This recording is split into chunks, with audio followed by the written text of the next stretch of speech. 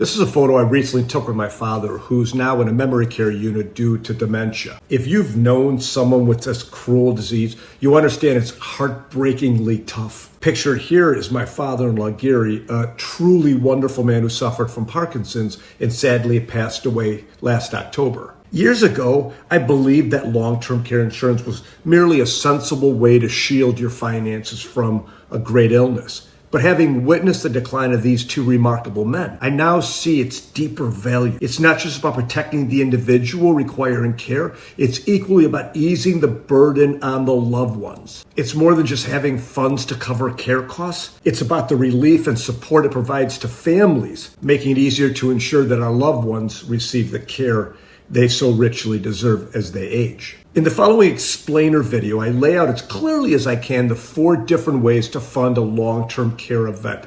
It's important to point out that while Medicare can be very helpful, this massive program, it doesn't cover you when you lose the ability to do your activities of daily living, dressing yourself, transporting yourself, and the like. I hope the video was helpful. Please reach out with any comments or questions. When asked about long-term care, many future retirees expect some payback from others, most notably their adoring, lovable children.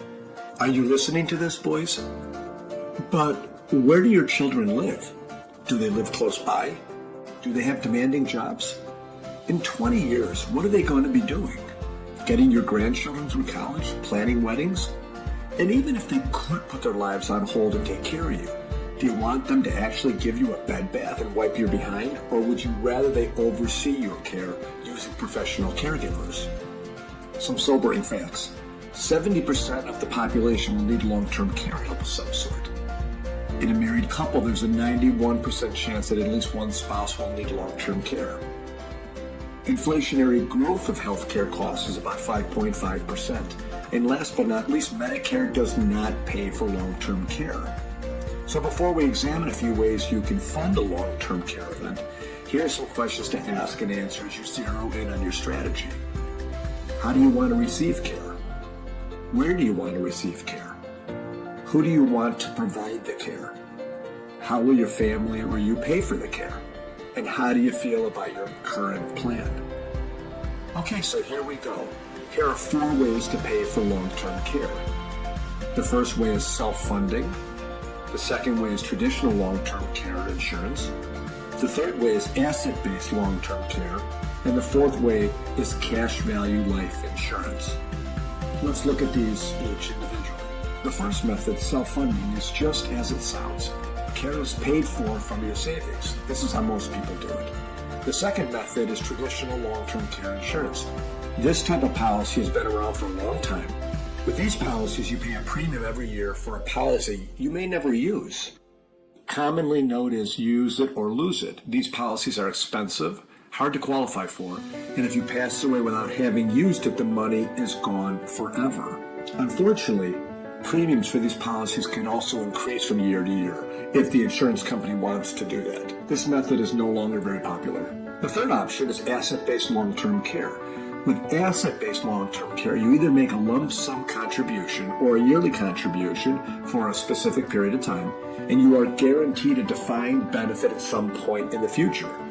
There are many benefits associated with asset-based long-term care as compared with traditional care. Here are the most meaningful. Number 1, the policy can cover both a husband and a wife. Number 2, the insurance company can never ask you for additional premiums. Number 3, if you pass away without using any benefits, your estate gets your contribution back. Make sure to watch the video Asset-Based Care Explained for more information. The final strategy is to accumulate funds in a properly structured cash value life insurance policy. The goal of this life insurance retirement plan is to accumulate tax-free wealth.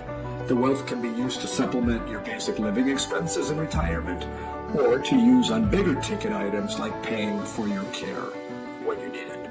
Of the 4 methods, this last one is the most flexible. I covered cash value life insurance extensively in a video called The Future of Taxation and What You Can Do.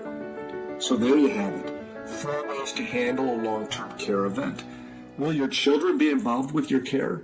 Perhaps, but the objective is for them to oversee your care rather than be responsible for your care.